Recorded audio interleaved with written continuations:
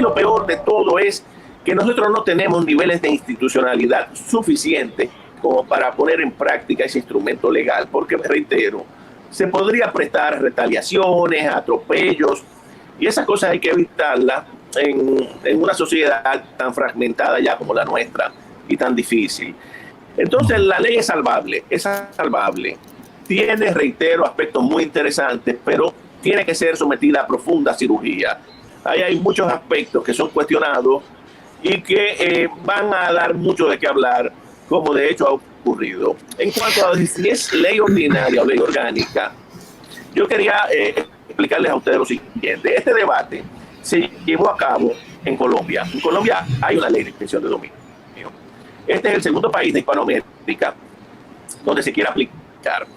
Allá se produjo el mismo debate y se determinó que era ley ordinaria, en el sentido de que no afecta, o sea, en el caso nuestro, primero está en la Constitución ya está creada.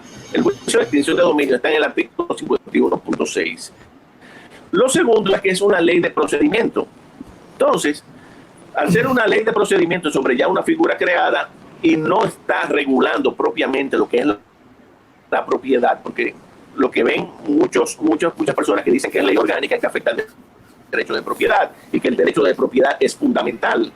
Sí, eso es cierto, es fundamental, pero también eso es muy cuestionable porque la doctrina española sostiene de manera mayoritaria que en un Estado social la propiedad privada no es un derecho fundamental, como tampoco lo es la libertad de empresa, porque son derechos económicos.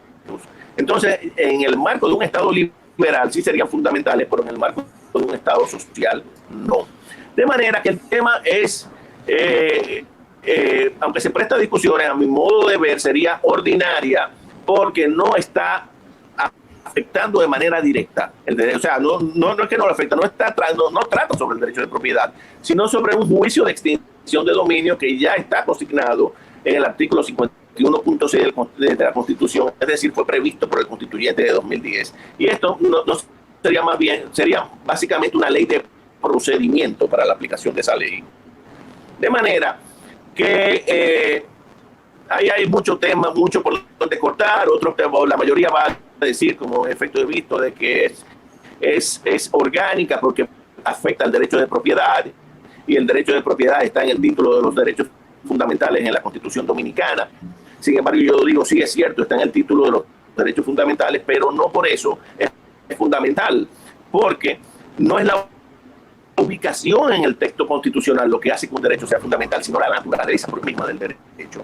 Y reitero, la mejor doctrina española entiende que los derechos de naturaleza económica, como el derecho de propiedad, que tiene una función social en la Constitución del 2010, no es propiamente un derecho fundamental, como tampoco lo es la libertad de empresa y otros derechos. Además, hay derechos fundamentales que no están dentro del título del capítulo de los derechos fundamentales, como el derecho a elegir y ser elegido. Está fuera y es un derecho fundamental de primera línea. Es decir, que no es la ubicación en el texto lo que te dice si un derecho es fundamental o no, sino la naturaleza de ese derecho. Ya. Entonces, ahí entran ya muchos aspectos interpretativos, como ustedes ven, y yo entiendo, como se entendió en Colombia, que es ley ordinaria porque es una ley que va a trazar un procedimiento, no es una ley que va a regular la propiedad per se, que la va a afectar, sí la va a afectar, claro. Claro, propiedad se supone, ¿verdad?, obtenida ilícitamente. Ilícitamente porque ahí no puede argumentarse un origen sano, un origen legítimo de la propiedad. Ya. Pero yo les reitero, el propósito de esta ley es, ya viéndolo en un trasfondo político, es el siguiente. La democracia de estos países está enferma. Definitivamente la corrupción ha rebasado todos los niveles imaginables. Entonces viene esta norma, que es de factura extranjera indudablemente, para ponerle coto a la enorme corrupción de estos países, porque, como bien señaló el expresidente Donald Trump, en la medida que estos países se incrementa la corrupción, en esa misma medida van las migraciones hacia los Estados Unidos. Entonces ellos han entendido que controlando la corrupción en estos países hay más posibilidad de que disminuir los flujos migratorios hacia el territorio norteamericano. Ese es el trasfondo, señores, político de la ley. Entonces vienen estas normas que son un tanto draconianas, un tanto difíciles.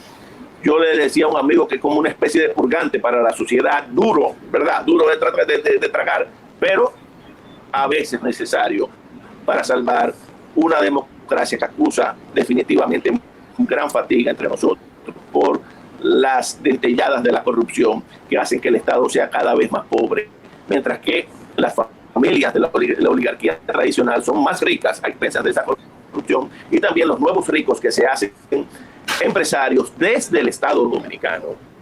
Porque el problema es, como dice el escritor venezolano Moisés Naim, dice él: yo no tengo problema con las fortunas, siempre y cuando provengan del mercado. Ahora, cuando provienen del Estado, ahí sí, y desgraciadamente aquí, señores, la inmensa mayoría de las fortunas nacen del Estado dominicano, de esa inagotable cantidad de enriquecimiento, pero todo es hasta un día. Entonces ya vienen un poco tardíamente con esta receta de esta ley, que reitero, tiene aspectos ciertamente inconstitucionales, pero también entiendo cuál es el propósito subyacente de la misma. Ya, qué bien. Sí, lo he explicado más o menos claro. Perfecto.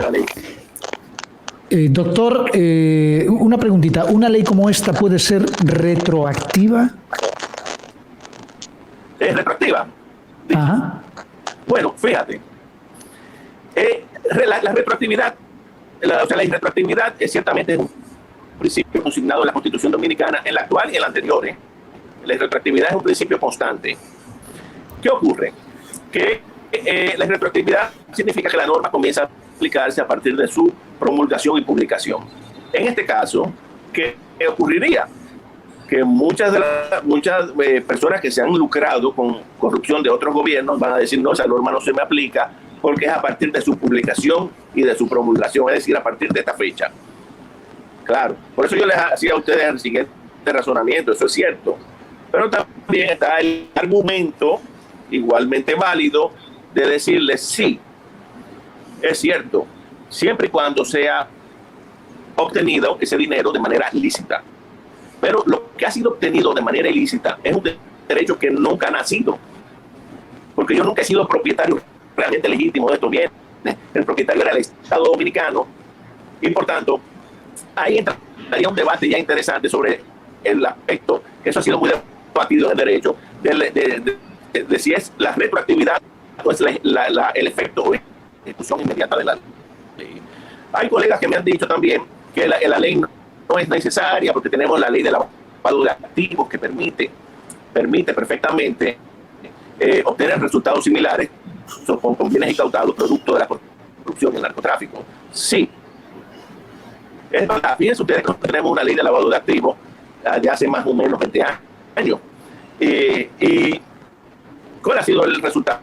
Bueno, precisamente la falta de institucionalidad ha impedido que esa ley surta los efectos deseados. Tenemos como ejemplo que muchos bienes incautados, por ejemplo, a banqueros, en el caso de los banqueros, recuerden ustedes, el caso de las personas vinculadas al narcotráfico.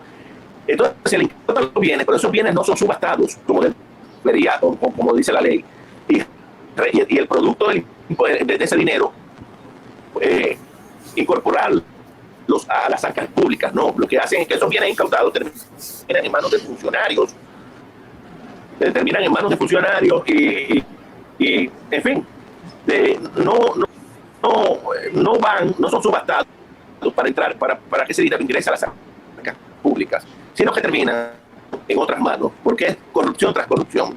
Entonces, por eso les decía a ustedes, el problema básico de la ley es la falta de institucionalidad en nuestro país, más una serie de aspectos que tienen necesariamente que ser corregidos, como lo que le he seguido señalando. Qué bien. Doctor, gracias mil, gracias por sus consideraciones en torno a estos dos importantes temas, Operación Medusa y la ley de juicios de extinción de dominio. Gracias por darle luz a nuestra audiencia y que conozcan y que se sigan cultivando y educando en estos temas para a la hora de opinar, a la hora de votar, a la hora de exigirle a su representante en el Congreso, que al final son nuestros legisladores, sepamos cómo hacerlo a partir de opiniones que nos vamos formando con criterios como el del doctor Yotin Curi, hijo, ex magistrado del Tribunal Constitucional de la República Dominicana. Gracias mil, gracias. Muchas gracias y muy agradecido por la invitación y siempre a sus órdenes.